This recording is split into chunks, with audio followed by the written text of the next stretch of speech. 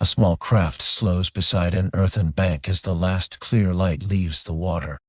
The paddle rises, sheds a narrow chain of drops, and rests across the gunwale. Wood touches mud with a soft scrape.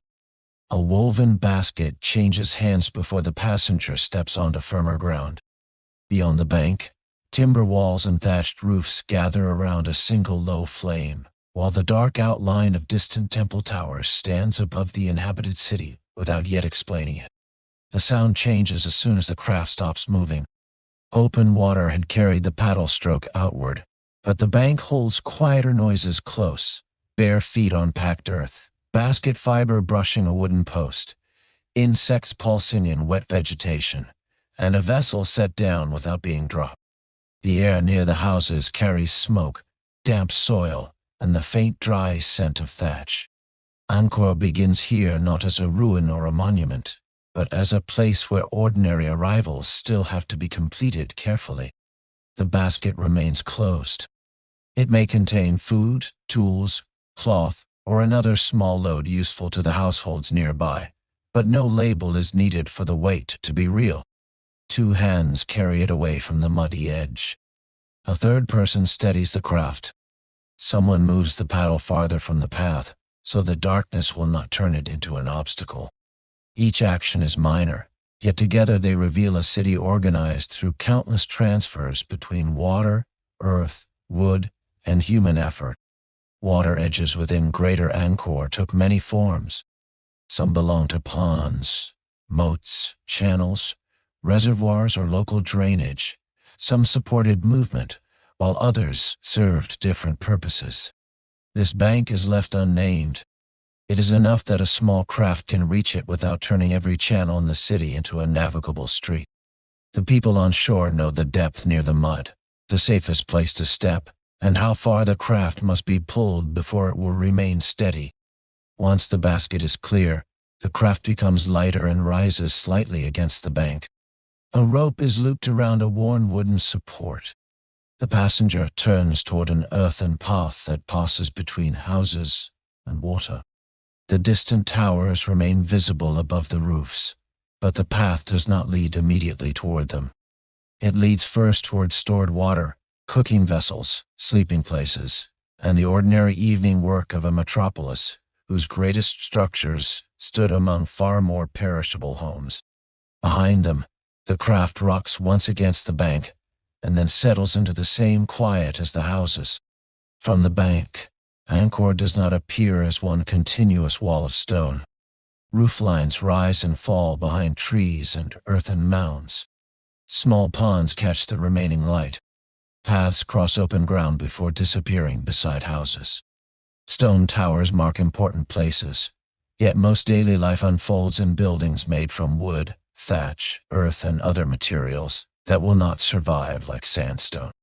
The living city is therefore broader, softer, and less permanent than the monuments through which it is usually remembered. Archaeology recovers this vanished domestic world indirectly. A raised patch of earth, a pond beside it, traces of cooking, holes where posts once stood, and repeated patterns across the ground can reveal occupation after walls and roofs have disappeared. In some parts of Angkor, these traces form ordered residential blocks. In others, settlement follows different arrangements. No single surviving plan can speak for every household, but the ground repeatedly shows that people lived close to the temples, rather than outside an empty sacred zone. Near the water, one roof sheds the last warmth of the day. Another holds a thin thread of smoke beneath its edge. A small flame lights only the hands and objects nearest to it. Beyond that circle, wood darkens quickly. There is no broad golden glow across the metropolis. Light remains local, scarce, and useful. It marks inhabited places without erasing the night, allowing pond, house, path, and distant temple to occupy different depths of darkness. Angkor Wat is one extraordinary complex within this much larger landscape. Angkor Thom is another major urban and ceremonial center with its own walls, gates, spaces, and history. Around and between them stretched roads, reservoirs, fields, neighborhoods, smaller temples, ponds, and working land. Calling the whole city Angkor Wat would compress a vast and varied metropolis into one enclosure. The evening journey, therefore, keeps the famous towers in view while continuing through places where most buildings were never monumental. Modern photographs often show stone emerging from dense vegetation, because stone endured and abandoned spaces were later overtaken. Around 1296, however, this was an inhabited landscape in active use. Roofs were maintained. Paths were cleared. Water vessels moved between ponds and houses. Smoke rose from cooking places. The city contained trees and cultivated ground, but it was not an empty jungle waiting to be discovered. The difference between ruin and living city begins with the presence of ordinary work. The ordinary materials of the city absorb evening quickly, leaving stone as only one durable part of a much larger world. The evening belongs to the late 13th century, close to the years 1296 and 1297. During that period, a Chinese visitor named Zhao Daguan spent months in Angkor and later wrote a detailed account of the land and its people. His descriptions bring houses, markets, clothing, food, water, officials, and social customs closer than stone alone can. They also carry the limits of an outsider who observed an unfamiliar society through his own language, expectations, and position. Zhao did not record this particular bank, basket, or household. His work is most useful when it meets archaeological evidence rather than replacing it. The text describes a populated capital. The ground reveals mounds, ponds, roads, canals, occupation, and construction. Together they support an inhabited city around 1300, without supplying every gesture or private routine. The people moving along the path remain unnamed because their ordinary actions are more securely known than any invented biography. By this time, Angkor Wat had already stood for generations. Angkor Thom and the Great Temple, now called the Bayon, also belong to the living landscape, although institutions and uses continue to change. Their coexistence does not turn the city into a collection of monuments frozen at their moment of construction. Older structures were reused, repaired, inhabited around, and understood by people whose present was the late 13th century rather than the chronology later written about them. The city around them was likely near a demographic high point. Research models suggest a population in the broad range of 700,000 to 900,000 across Greater Angkor during the 13th century. These figures are modeled estimates rather than a census, and they do not describe bodies packed inside one stone center. They describe a dispersed urban region where dense ceremonial areas existed within a far wider pattern of households, fields, ponds, routes, and productive land. For the people near the bank, none of this arrives as a number. The city's scale is experienced through distance, how far water must be carried, how many paths meet beyond the houses, how long a basket travels before reaching a market, and how many embankments divide one part of the landscape from another. Historical scale becomes bodily scale whenever a person lifts a vessel, crosses a mound, or looks toward towers that remain visible long after the path has entered darkness. A tower may be seen across miles, but a full water jar makes the nearest 100 steps more important. Greater Angkor was not a compact city enclosed by one continuous defensive wall. It was a low-density urban complex, extending across a landscape of more than 1,000 square kilometers in archaeological research, while the UNESCO World Heritage Property covers roughly 400 square kilometers. The difference between these measures reflects different boundaries, not competing cities. Both point toward a settlement far larger than the famous temple core and deeply interwoven with water, agriculture, roads, and dispersed residents. Dense as centers of ceremony, administration, and elite occupation existed, but they did not erase fields or productive ground. Settlement and agriculture were interwoven. A path might leave a residential mound, cross land used for cultivation, pass beside a pond, and reach a temple enclosure without crossing a sharp modern boundary between city and countryside. Angkor's urbanism grew through this mixture. The metropolis was neither only rural nor only monumental, but an agrarian city whose infrastructure joined widely separated places. At evening, the spread of the city becomes visible in interruptions rather than a continuous skyline. Roofs appear, then open ground. A pond reflects a narrow band of sky. A raised road crosses wetter land. Trees conceal one cluster of houses before another emerges.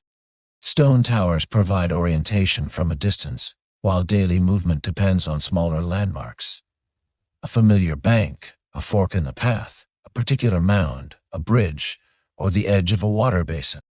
The scale could support great institutions because it also supported countless local systems. Households maintained access to water. Paths connected neighborhoods. Embankments separated and directed flows. Reservoirs occupied monumental stretches of land. Temples gathered labor and resources. No single point contained the whole city. Angkor functioned through relationships between places, and many of those relationships were made physical by earth moved, water held, and routes kept open across generations. The person carrying the basket walks through only a small fraction of this expanse. The path rises gently onto firmer earth, bends around a pond, and passes a cluster of houses. Nothing in the movement feels metropolitan in the modern sense. Yet the same forms repeat across enormous distances. The metropolis reveals itself through recurrence. Another pond, another mound, another path, another line of roofs, and another household adjusting its evening to the location of water. Evening makes the pattern legible through alternation, as habitation and open land repeatedly conceal and reveal one another. Far beyond the household pond, a beret spreads across the landscape on a monumental scale. Its embankment carries the eye in a long horizontal line, and the remaining light lies broad across the water. Reeds and low vegetation break the edge. The opposite bank may be difficult to distinguish as darkness gathers. A basin of this size changes the surrounding land simply by being present, creating a vast surface where sky, earthwork, water level, and human engineering meet. The Great Berets belong to religious, political, and practical landscapes at once. Their meanings cannot be reduced to a single label. They have been discussed in relation to water storage, agricultural systems, symbolism, temples, authority, and regional management. Different reservoirs also had different histories. Calling each one merely an irrigation tank would flatten varied histories into one permanent function they never consistently held. By the late 13th century, these basins already carried centuries of construction, repair, changing use, and altered connection to surrounding channels. The West Beret, for example, preserves an environmental history that shows changing operation, rather than timeless stability.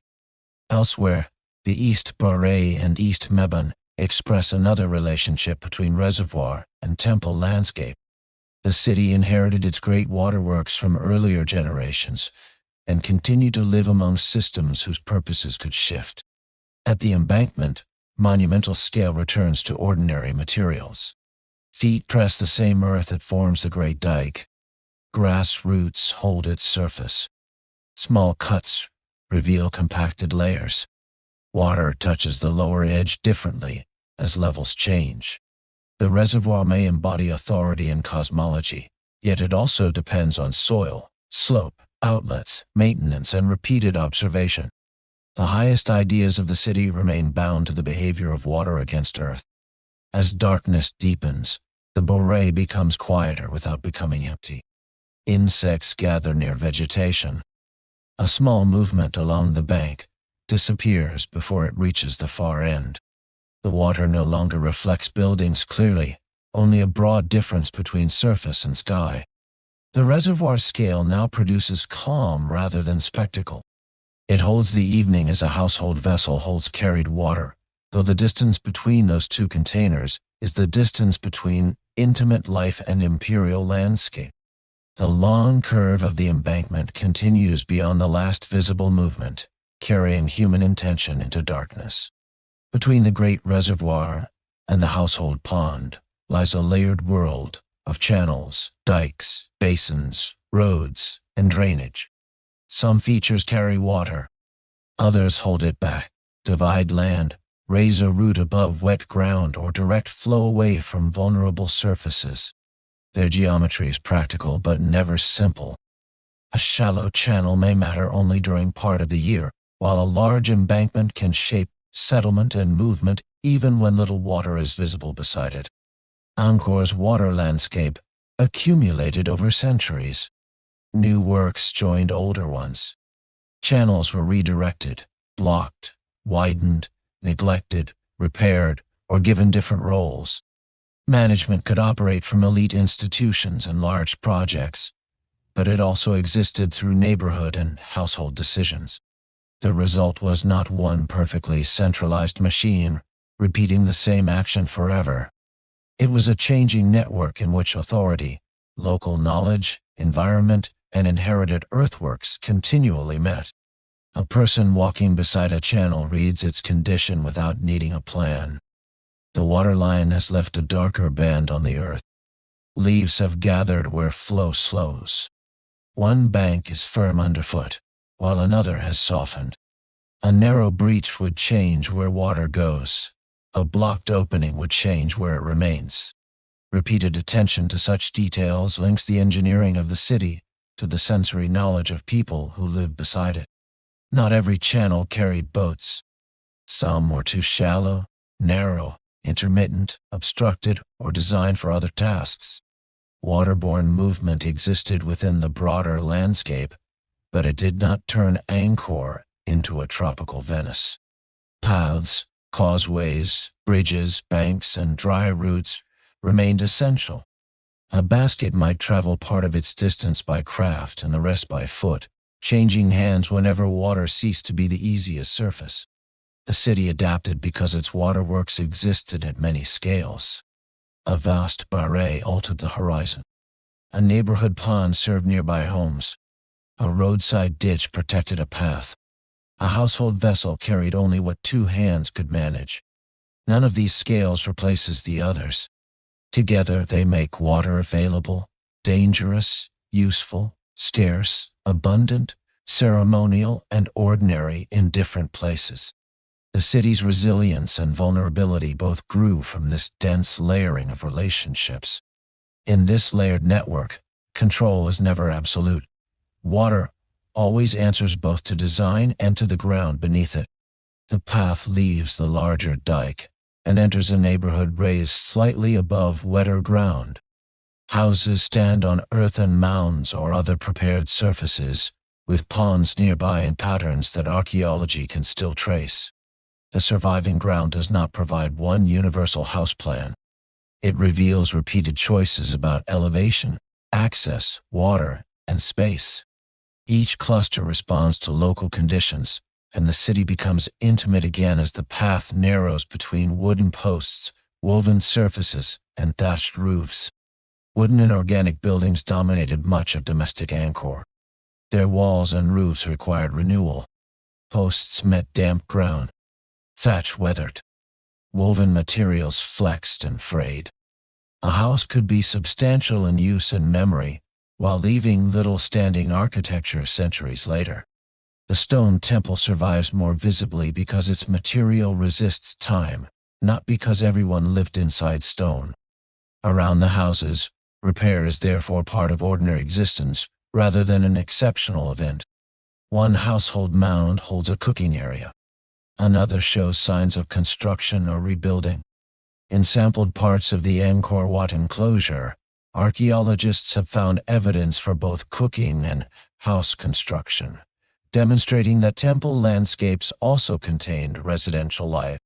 These traces do not supply every interior detail, but they establish the presence of work, food preparation, family space, and repeated occupation close to monumental architecture. The house reached from the bank is quiet but not closed. A basket is placed where the floor or ground surface will keep it away from dampness. A ceramic vessel stands near the place where water is used. Cloth and fiber are gathered rather than left across a passage. Its precise layout has not survived, yet the logic is familiar. Protect what must stay dry, keep water accessible, and leave room for bodies to move after daylight has faded.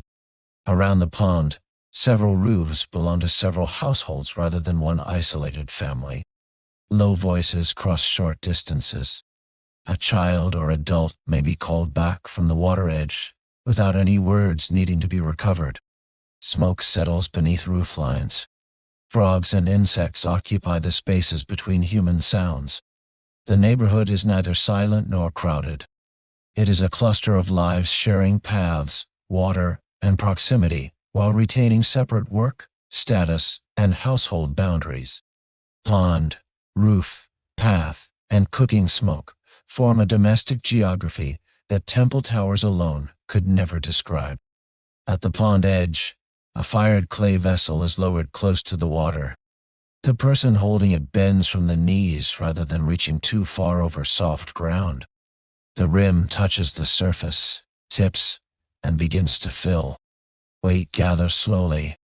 Water presses against the clay and pulls the vessel downward until both hands are needed. When it rises again, a dark line runs from the rim and falls back into the pond. Zhao Daguan described groups of households drawing drinking water from shared ponds. This does not make every pond identical or every neighborhood practice the same. The water may be clearer in one place, more disturbed in another, closer to some homes than others. Access depends on location and maintenance. Shared use turns the pond into social infrastructure, where the movement of one vessel occurs within the expectations and needs of nearby households. The return path is short, but the vessel changes how the body moves. Steps become smaller. One hand steadies the base while the other controls the rim. A child, neighbor, or another household member clears the narrow passage. The order of distribution differed with household need and local practice. What can be felt is allocation through care, a full container protected from collision, a wet surface wiped, and enough saved for later needs. Inside the household space, water enters a sequence of uses. Some may be kept for drinking. Some may support cooking, cleaning, or another domestic task. The shares are no longer recoverable, but storage remains visible through vessels, locations, and repeated access. A covered or protected container reduces contamination and accidental loss.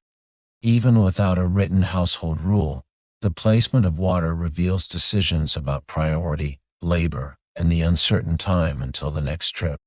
The great barret and the small pot now belong to the same city without performing the same task. One alters the horizon, the other strains a wrist. One is an earthwork inherited across generations. The other must be lifted tonight. Angkor's relationship with water becomes most understandable when these scales remain connected.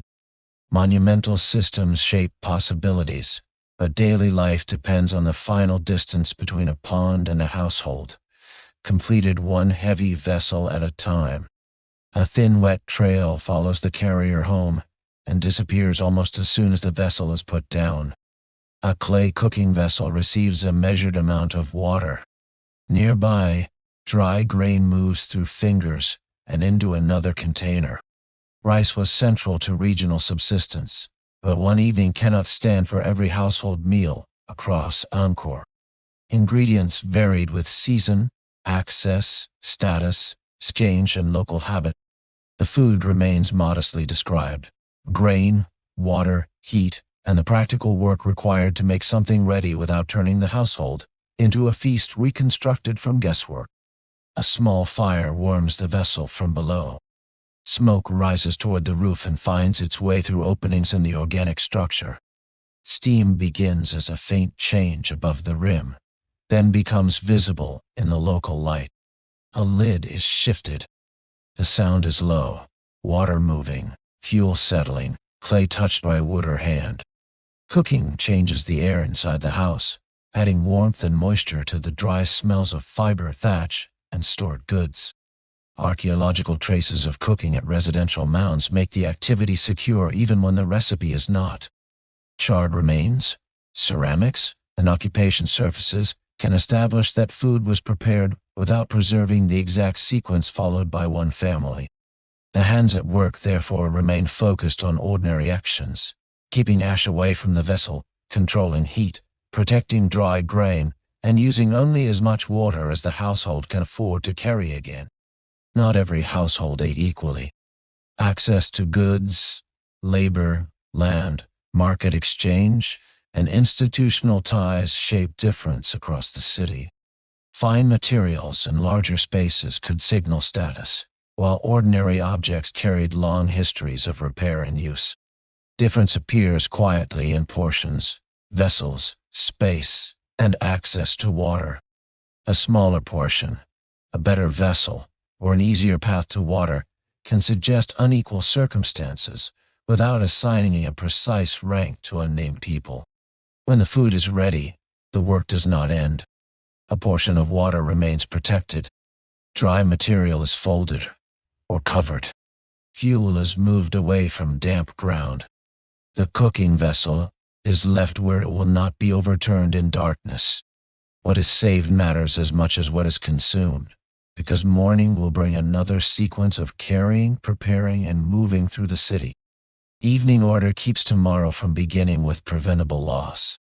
The room grows calmer as each useful thing returns to a place remembered by hands, rather than marked by labels. Beyond the neighborhood, an earthen causeway rises above lower ground. Its surface is broad enough for people carrying baskets to pass without stepping into wet soil. Water or damp vegetation lies along one side. The other falls toward cultivated land and scattered houses. Roads and causeways gave Greater Angkor structure across distance. They linked monumental centers, residential zones, waterworks, fields, and smaller destinations that rarely appear in accounts, focused only on temples. Movement across this city was not movement through a dense stone street grid. Paths widened, narrowed, crossed embankments, approached gates, passed ponds, and entered open, productive land. A traveler might see towers for orientation while spending most of the journey beside earth, vegetation, wood, and water. The urban experience was continuous in connection, but discontinuous in appearance. One cluster of buildings could disappear before another came into view. The basket from the boat now joins other loads on the path. Some are carried by hand, others balanced against the body, and their destinations differ. Households, markets, or institutional spaces. As the loads separate, the route reveals its wider purpose. Roads reduce the friction between distant parts of the metropolis. They also channel movement, reveal hierarchy, and determine which places are easy to reach. A raised surface can be both practical infrastructure and a sign of organized labor. At a junction, one path continues toward a gate associated with a major enclosure, while another bends toward houses and water. The people moving here do not all share the same purpose. A worker, trader, resident, visitor, or official may use the same causeway while carrying different obligations. Shared infrastructure does not erase social distinction. It creates brief proximity among people whose access, status, and reasons for travel may be unequal. As the path leaves the junction, the city opens again. A field or low area interrupts the roofs. A pond reflects only darkness. Another mound rises ahead. The change in spacing prevents Angkor from feeling like one endless interior or one repeated courtyard. Its rhythm comes from alternation. Inhabited cluster, open ground, water edge, road, temple, field, and another inhabited cluster. Distance itself becomes part of the city's character. The route continues beyond sight, joining another water edge and another cluster of roofs in the darkness ahead.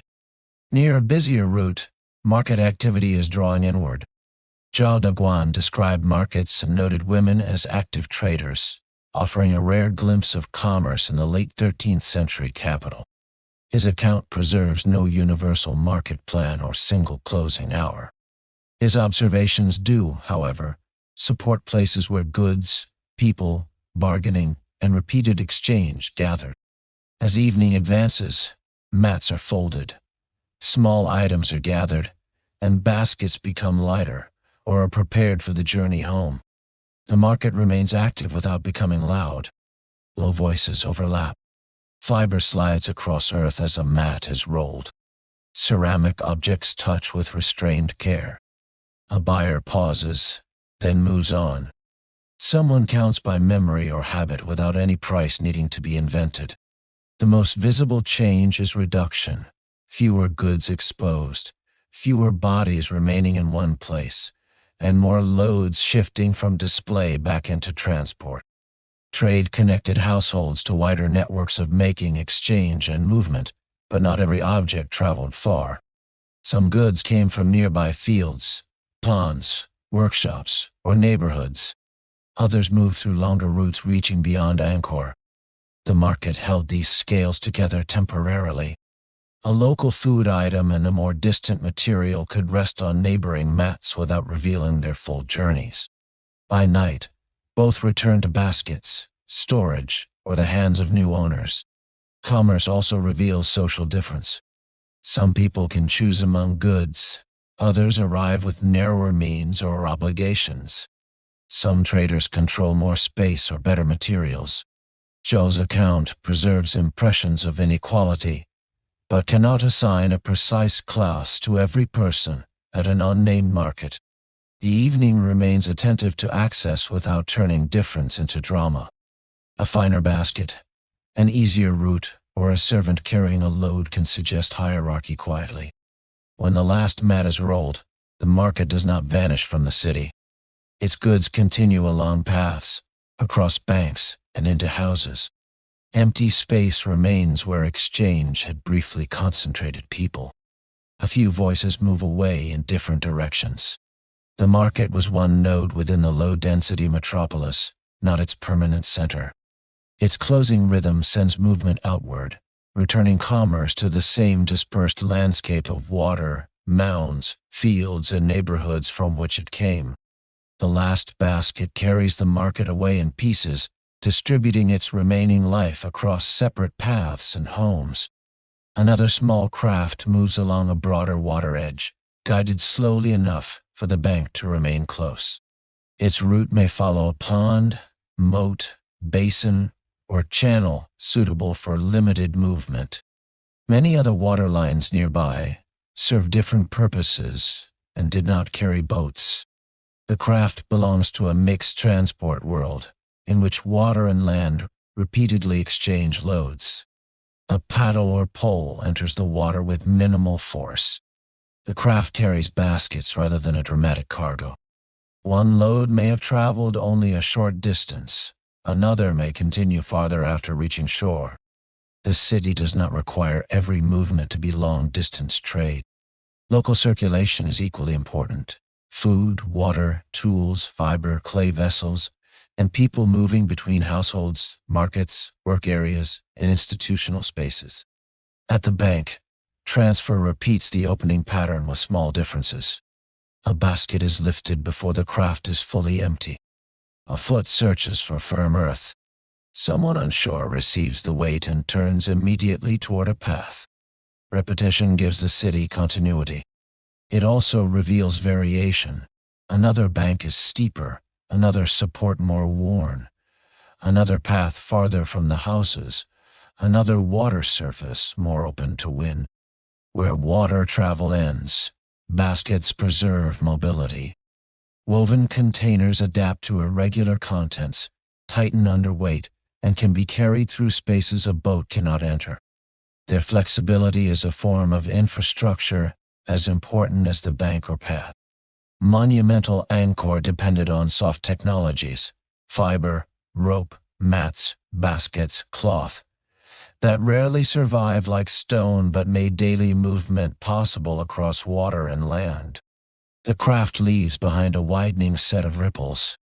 They reach the mud, disturb floating debris, and fade. The basket continues inland, already separated from the water that carried it. No single route can explain the metropolis, yet thousands of such short connections join its parts. Angkor's waterborne life is most credible at this modest scale. A small distance saved, a heavy load shifted, and a household or market reached with less effort. After the ripples vanish, only the worn landing and the lighter mark of disturbed mud record the transfer. Stone becomes dominant again near a temple enclosure, but ordinary materials remain beside it. A threshold bears repeated wear. Wooden structures stand within or near spaces, once mapped mainly through their masonry. Water vessels move across the boundary. A swept surface cooking trace, post setting or repaired roof belongs to occupation as much as the carved stone does. Temple landscapes gathered people who served, lived, prepared food, maintained buildings, and carried supplies. Residential evidence within the Angkor Wat enclosure demonstrates that people occupied and worked inside a space once imagined too narrowly as monumental. Houses, ponds, and activity areas formed part of its lived landscape. The names and daily schedules are lost, but service and domestic activity clearly occurred close to sacred architecture, where the needs of institutions met the needs of bodies. Religion was visible across Angkor through temples, images, processional routes, offerings, and institutional authority. The person carrying water near the enclosure continues an ordinary task. Water is needed. Surfaces remain usable through care. Food and materials still have to reach people. Sacred architecture depended on ordinary movement without making every movement sacred. The contrast between stone and wood sharpens after sunset. Sandstone holds a faint residual warmth, while timber cools differently, and organic walls absorb sound. A local flame touches the nearest threshold, but leaves carvings farther away in shadow. The enclosure does not become a glowing palace. Its vast forms recede, allowing small acts, setting down a vessel, gathering a mat, closing a passage, to determine the remaining rhythm. As work diminishes, the enclosure remains connected to the neighborhood beyond it. Paths lead outward. Water features continue across boundaries. Workers return toward houses or remain near institutional spaces according to responsibilities that cannot be assigned exactly here. The temple is not isolated from the city, and the city is not merely background to the temple. Each exists within the same landscape of labor, water, authority, shelter, and repeated movement. Stone holds the memory of institutions, while wood and earth carry the quieter memory of people who kept them working. Back in the neighborhood, the pond has darkened. Its surface reflects only the nearest roof edge and a small point of local light. Several paths reach the bank from different houses. Their convergence suggests shared use without requiring every household to follow one routine. A vessel arrives empty. Another leaves full. The pond holds water, but it also organizes movement, encounter, waiting, and the small negotiations of access. Zhou Daguan's description of groups of households drawing drinking water from shared ponds gives unusual historical support to this social scale.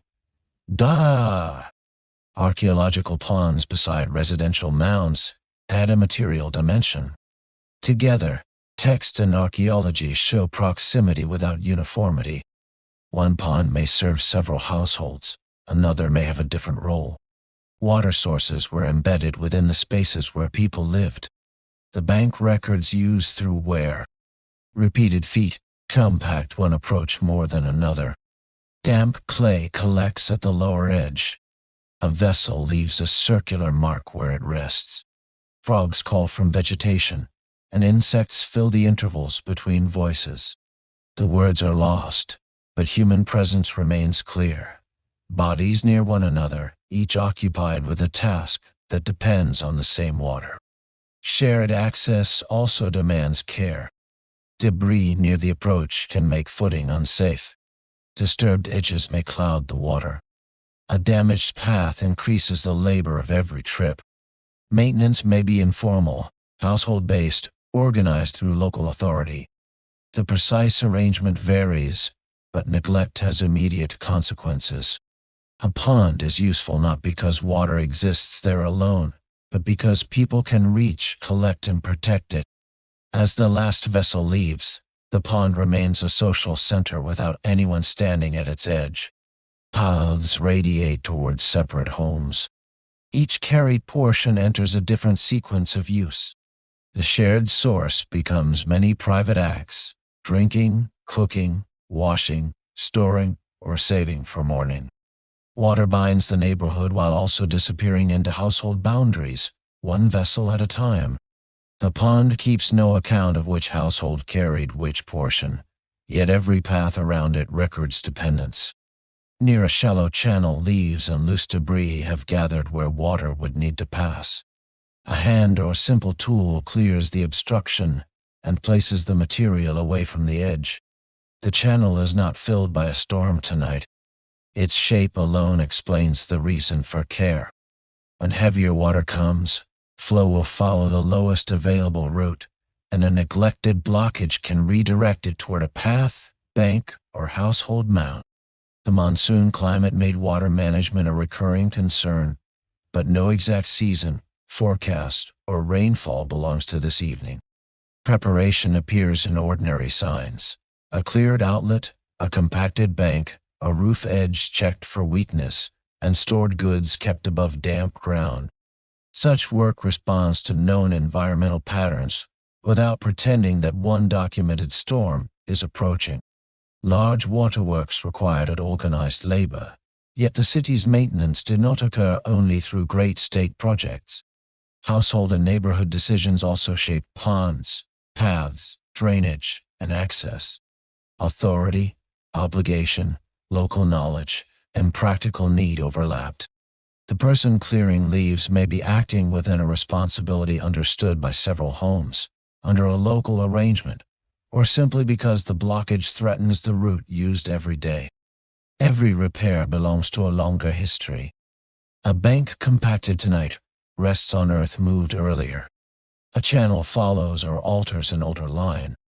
A roof has been renewed more than once. Angkor's infrastructure accumulated through construction, repair, abandonment, and repurposing across centuries. Continued use is therefore visible in layers, rather than perfection. A repaired surface is not a flaw in the city. It is evidence that the city remains alive. When the obstruction is cleared, the tool is set aside and the edge is pressed firm with a foot.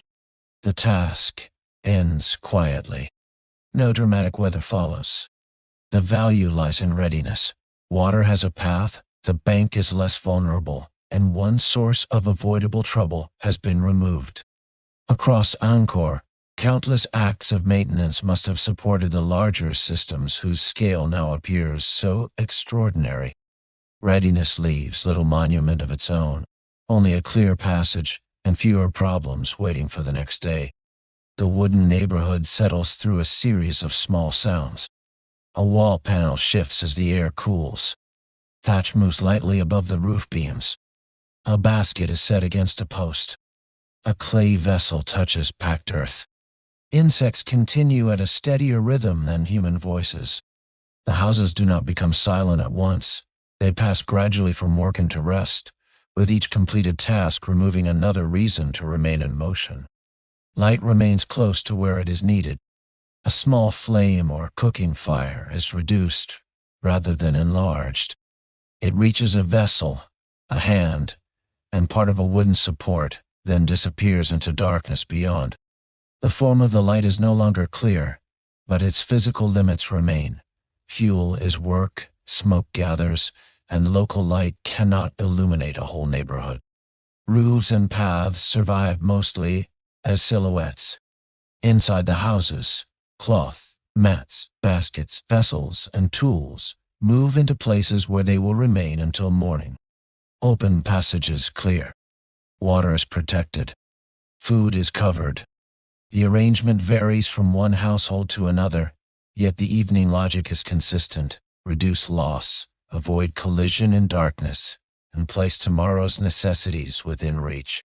Domestic order is made from remembered movement rather than written instruction. Voices become less frequent along the pond paths. Someone returns from a neighboring house. Another person remains near the water for a final task. Social life contracts without disappearing. Shared space gives way to household space, and the city's broad network of movement narrows to the distance between a resting mat, a stored vessel, and a doorway left clear. The city is quieter, but it is not empty. Water continues to settle against banks. Insects remain active. A distant footstep crosses a causeway. Somewhere beyond the houses, an institutional space may still hold responsibility or watchfulness. Angkor does not sleep as one body at one moment. It becomes a field of different stillnesses, connected by roads and water, even when most movement has ended. One by one, the neighborhood's useful sounds become too small to separate from insects and water. The great reservoir is almost featureless after darkness. The embankment remains as a long difference in height beneath the feet, while the water becomes a darker plain beside it. Distant local lights are too small to describe the opposite shore. Insects gather near reeds and low vegetation.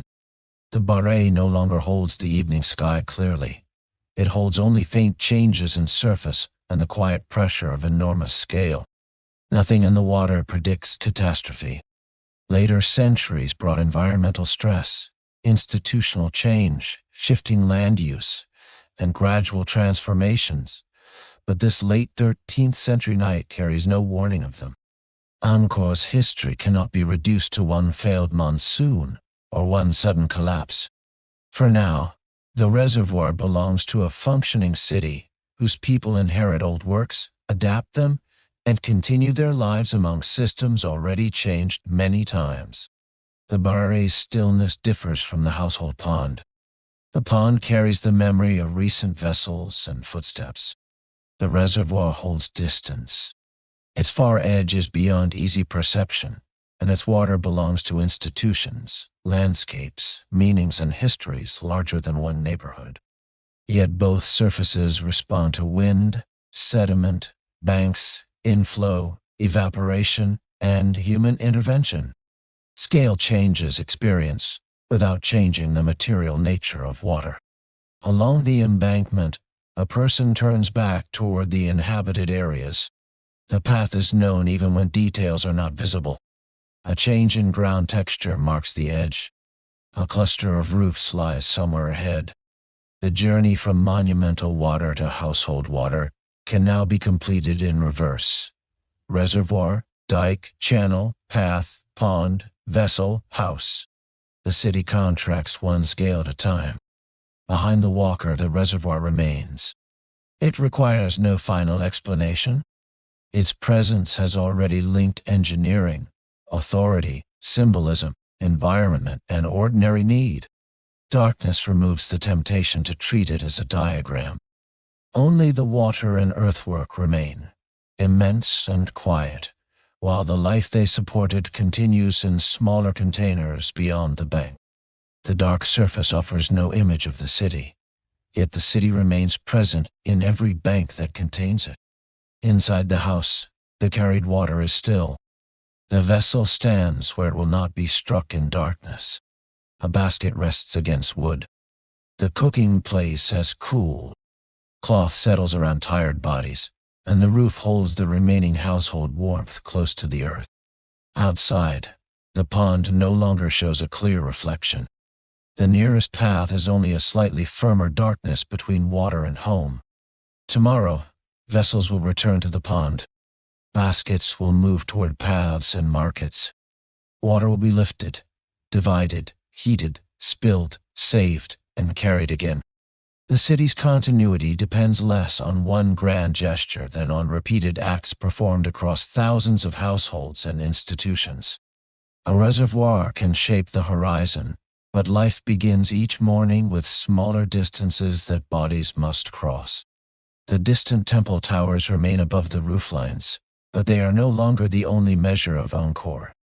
The city also exists in the mound beneath a house, the pond shared by neighbors, the channel kept clear, the road raised above wet ground, and the clay vessel protected through the night. Stone preserves one history. Earth, water, and vanished wood preserve another through traces, patterns, and the labor required to imagine them together. No single household can see the whole metropolis. No person at the reservoir can follow every channel. No trader knows the destination of every basket leaving the market. Angkor holds together through partial knowledge and repeated connection. Each person understands the next bank, path, pond, gate, or obligation. Across that chain of limited horizons, a vast city remains workable. A metropolis of this scale survives each evening by trusting local knowledge that never needs to become complete.